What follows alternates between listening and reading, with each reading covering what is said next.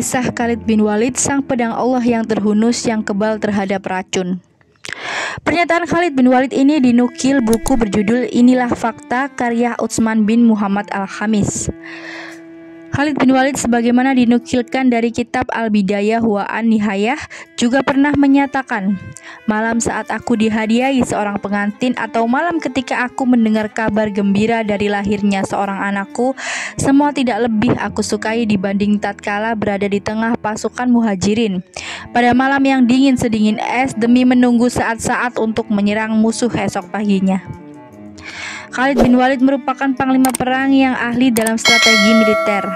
Di bawah kepemimpinannya, militer Jazirah Arab bersatu dalam kekhalifahan. Selama memimpin pasukan muslim, Khalid telah ikut lebih dari 100 pertempuran melawan kekaisaran Bizantium dan selalu menang. Khalid bin Walid adalah orang paling gigih dalam berperang. Banyak ancaman yang ia hadapi. Selain banyaknya bekas luka di tubuhnya, Khalid bin Walid juga tidak mempan diracun. Alkisah, suatu hari Khalid bin Walid singgah di suatu kampung. Orang-orang memperingatkannya, waspadalah terhadap racun, jangan minum suguhan orang-orang asing. Namun Khalid menjawab, berikan racun itu padaku. Kemudian beliau mengambil minuman beracun itu, lalu menengguknya sambil membaca bismillah. Dan tidak terjadi sesuatu pun yang membahayakan. Diriwayatkan oleh Abu Ja'lah, Al-Baihaqi, dan Abu Naim dari Abu Safar.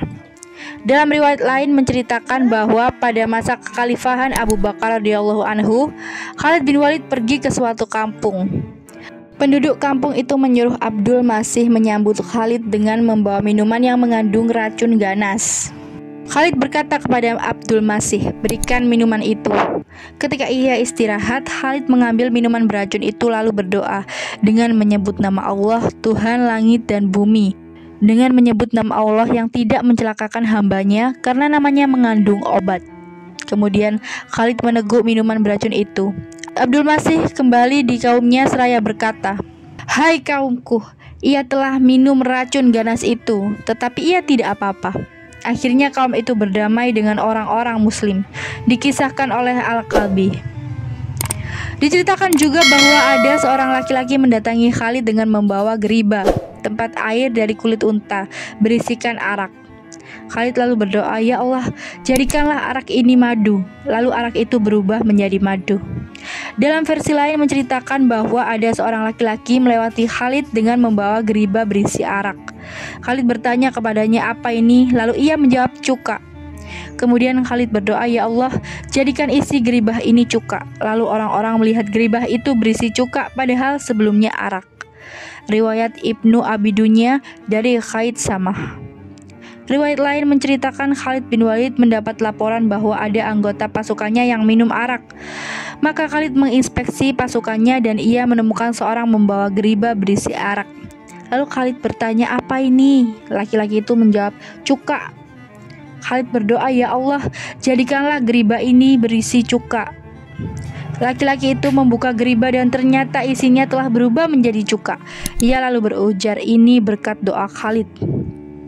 Diriwayatkan oleh Ibnu Sa'ad bin Maharib bin Dastar. Khalid bin Walid sebagai panglima perang menginginkan mati syahid di medan pertempuran. Allah berkehendak lain, beliau diwafatkan di tempat tidurnya. Sekian kisah Khalid bin Walid, sang pedang Allah yang kebal terhadap racun. Wassalamualaikum warahmatullahi wabarakatuh.